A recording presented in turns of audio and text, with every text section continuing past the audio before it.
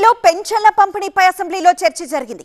పెన్షన్ల కోసం ఏడాదికి 32,143 కోట్లు ఖర్చు పెడుతున్నామన్నారు మంత్రి కొండపల్లి శ్రీనివాస్. పలువురికి వితంతు పెన్షన్లు అందడం లేదన్నారు సభ్యులు. ఆ ప్రశ్నలకు మంత్రి సమాధానమిచ్చారు. సీఎంతో మాట్లాడి త్వరలో పెన్షన్లు ఇస్తామన్నారు మంత్రి కొండపల్లి శ్రీనివాస్. ఉంగుటూరు నియోజకవర్గంలో సుమారుగా అన్ని రకాల పింఛన్లు కలిపి 34,700 మంది లబ్ధిదారులకి అందజేస్తున్నాం అధ్యక్ష.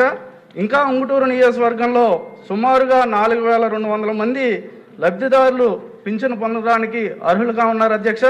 ఇందులో 1,100 మంది సుమారుగా విడో పింఛన్లకు లబ్ధిదారులుగా ఉన్నారు అధ్యక్ష.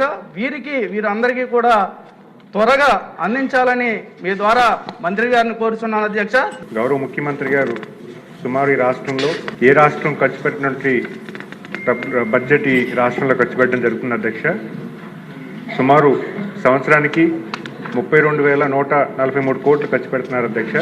ఆర్టీజీఎస్ డేటాబేస్ నుంచి సర్వే చేస్తే మొదటిగా నవంబర్ 2023 నుంచి ఆ రోజు డేట్ వరకు ఫస్ట్ సర్వే చేస్తే సుమారు 50,000 మంది పెన్షన్స్ రాగా దానికన్నా ముందు ఇంకా చాలా మందికి ఇవ్వలేదని ప్రభుత్వం దృష్టికి వచ్చింది అధ్యక్ష.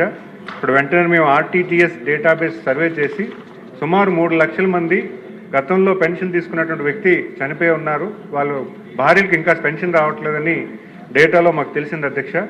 వెంటనే జిఎస్డబ్ల్యూ ద్వారా సర్వే చేయించి ఈ 3 లక్షల మందిలో ఎంతమంది అర్హులు ఉన్నారని వెరిఫై చేయగా సుమారు 1,10,000 మంది అప్పటికి మాకు నెంబర్ రావడం జరిగింది. చాలామంది గత ప్రభుత్వంలో అర్హులైనటువంటి వ్యక్తులకు ఇవ్వకపోవడం వల్ల వాళ్ళు సకాలంలో పెన్షన్ తీసుకోలేదు, కాలం కూడా చేశారు. అంటే భర్తతో పాటు భార్యలు కూడా అప్పుడు చనిపోవడం జరిగింది అధ్యక్ష. చాలా దురదృష్టకరమైన విషయం. ఎందుకంటే నేను స్పౌస్ పెన్షన్ మొదటగా శాంక్షన్ అయిన తర్వాత మొదటగా నేను శ్రీకాకుళం వెళ్ళినప్పుడు ఆ గ్రామంలో స్పౌస్ పెన్షన్స్ నిమిత్తం ఇచ్చినప్పుడు సుమారు 68-70 సంవత్సరాలు ఉన్నటువంటి మహిళలు నా చేతుల మీద పెన్షన్ తీసుకొని చాలా ఆనందం వ్యక్తం చేశారు అధ్యక్ష.